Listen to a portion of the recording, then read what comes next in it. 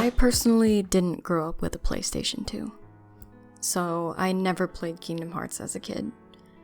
However, I did know about it due to friends, YouTube, and seeing cosplayers at conventions. I don't remember where it was that I heard that Kingdom Hearts was a difficult game, but it was always in the back of my mind that the original Kingdom Hearts was more difficult than Kingdom Hearts 2. The final two bosses in particular were difficult for me and required a lot of patience. Gameplay-wise, the combat system had a nice feel to it.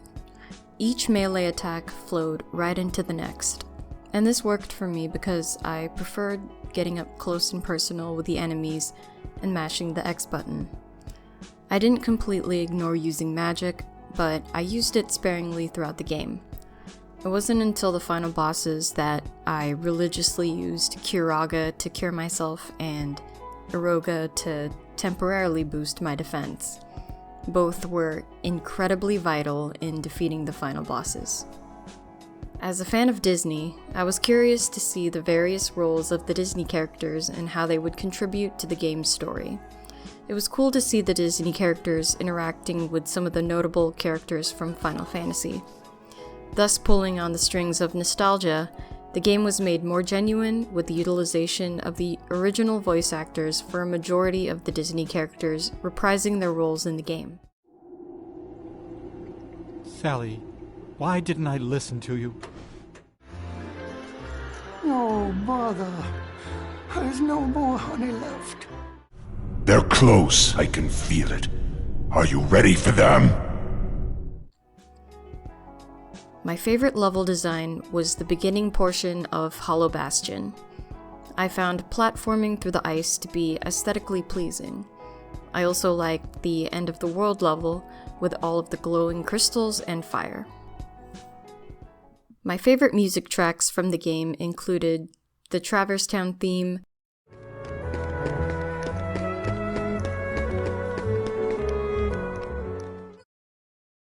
the fight theme for Halloween Town, Come on!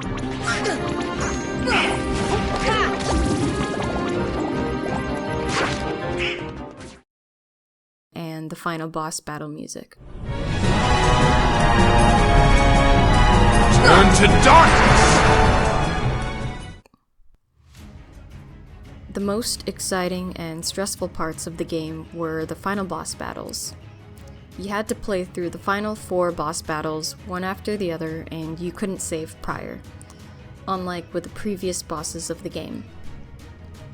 The most difficult boss battles for me were the 2 final battles against Ansem.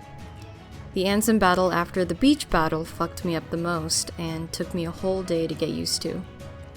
After taking a break and getting back to the game the next day, I had at that point memorized all of the movements that Ansem made just based on his actions and what he was saying. My least favorite attack that he had was his blue dash attack. It was really hard for me to dodge, and whenever I got hit by it, I'd get thrown off my game. I was finally able to learn how to dodge this attack because it was consistent. Every time Ansem dashed at you, he'd be going the same speed every time. My strategy was that I would always count it out loud. Dodge it 4 times, and on the 5th one, he stood still for like a second longer than the others, and you had to wait for that little hesitation, and then you dodged that final dash. I was not able to dodge that final one at all on the first day playing that boss. But on the second day, for some reason, something in my brain just clicked, and I was able to dodge it successfully. Piling up the combos and dodging Ansem's attacks were the way to go for this battle. The final boss was this super Japanese world-ender Ansem swinging around his big-ass double-edged sword.